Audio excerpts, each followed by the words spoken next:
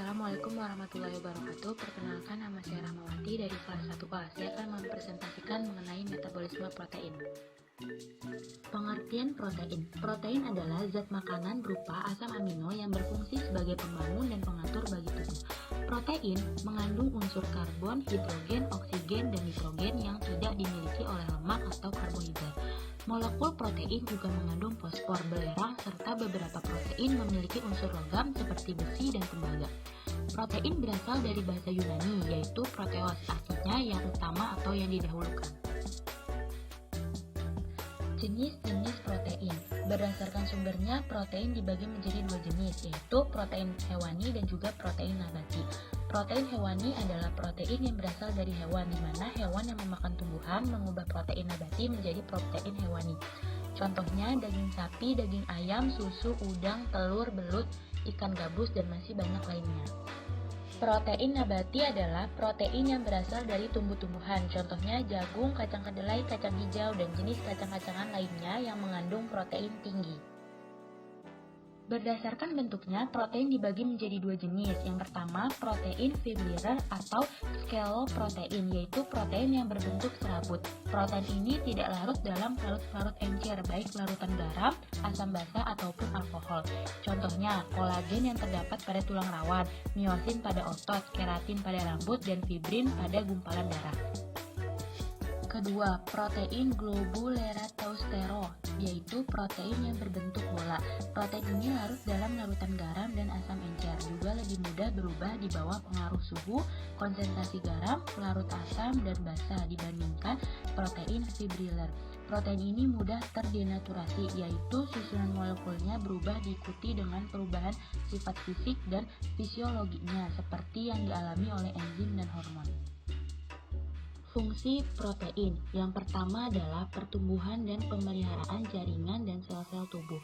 Yang kedua, memelihara netralitas tubuh. Protein tubuh bertindak sebagai buffer, yaitu bereaksi dengan asam basa untuk pH pada graf konstan. Yang ketiga, mengatur keseimbangan air. Cairan-cairan tubuh terdapat dalam 3 kompartemen, yaitu intraseluler, ekstraseluler, dan intravaskular. Yang keempat adalah pembentukan antibodi. Kemampuan tubuh untuk memerangi infeksi bergantung pada kemampuan tubuh memproduksi antibodi. Yang kelima, pembentukan ikatan-ikatan esensial tubuh. Hormon-hormon seperti tiroid, insulin, dan epinefrin adalah protein. Demikian pula berbagai enzim. Yang keenam, mengangkut zat-zat gizi dari saluran cerna ke dalam darah, dari darah ke jaringan-jaringan, dan melalui membran sel ke dalam sel-sel. Proses pencernaan protein. Dari hasil degradasi protein menjadi asam amino. Tentu tak semua protein akan terurai sempurna menjadi asam amino. Masih tersisa protein dalam bentuk oligopeptida.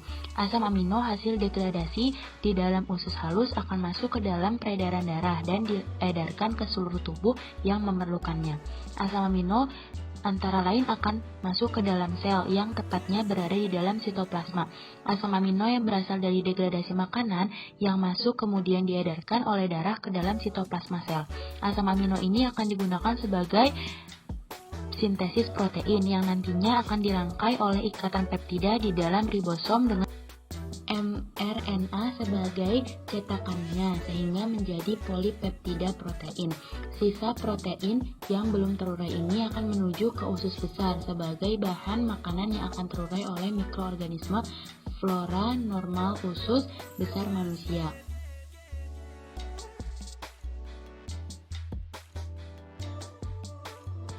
Proses metabolisme protein dalam tubuh. Transaminasi. Reaksi transaminasi terjadi di dalam mitokondria maupun dalam cairan sitoplasma. Semua enzim transaminase tersebut dibantu oleh piridoksalfosfat sebagai koenzim. Telah diterangkan bahwa piridoksalfosfat tidak hanya merupakan koenzim pada reaksi transaminasi, tetapi juga pada reaksi-reaksi metabolisme yang lain.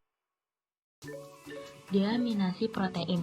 Asam amino dengan reaksi transminasi dapat diubah menjadi asam glutamat dalam beberapa sel. Misalnya dalam bakteri, asam glutamat dapat mengalami proses deaminasi oksidatif yang menggunakan glutamat dehidrogenase sebagai katalis. Asam glutamat direaksikan dengan NAD alfa ketoglutarat, NH4+, NADH, dan H+. Dalam proses ini, asam glutamat melepaskan gugus asam amino dalam bentuk NH4+. Selain NAD bereaksi dengan glutamat, dehidrogenase dapat pula menggunakan NADP+ sebagai aseptoelektron. Oleh karena asam glutamat merupakan hasil akhir proses transminasi, maka glutamat dehidrogenase merupakan enzim yang penting dalam metabolisme asam amino oksidase dan asam moksidase.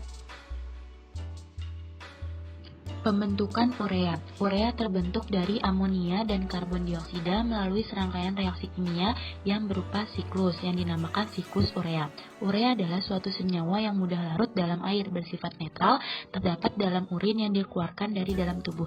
Reaksi ini membutuhkan energi, karenanya reaksi ini melibatkan molekul ATP yang diubah menjadi ADP.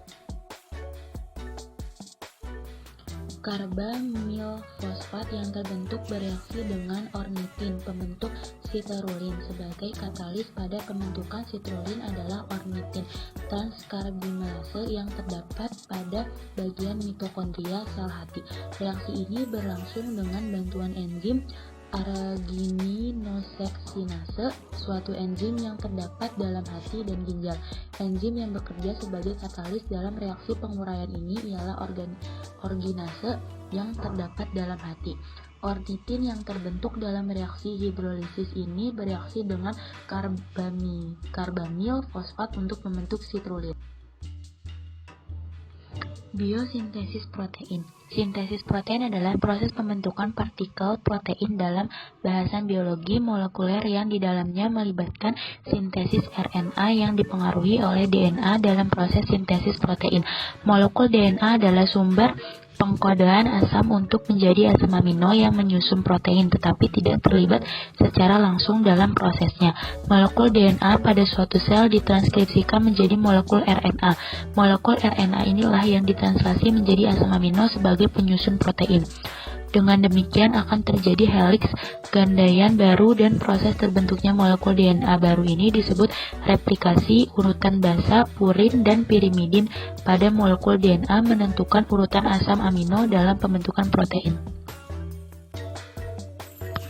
Peran dari DNA itu sendiri sebagai pembawa informasi genetik atau sifat-sifat keturunan pada seseorang.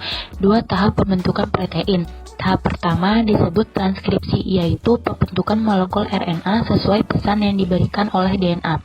Tahap kedua disebut translasi, yaitu molekul RNA menerjemahkan informasi genetik ke dalam proses pembentukan protein.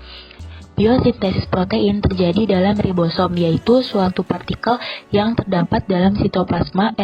RNA bersama dengan protein merupakan komponen yang membentuk ribosom dalam sel. Perannya dalam sintesis protein yang berlangsung dalam ribosom belum diketahui.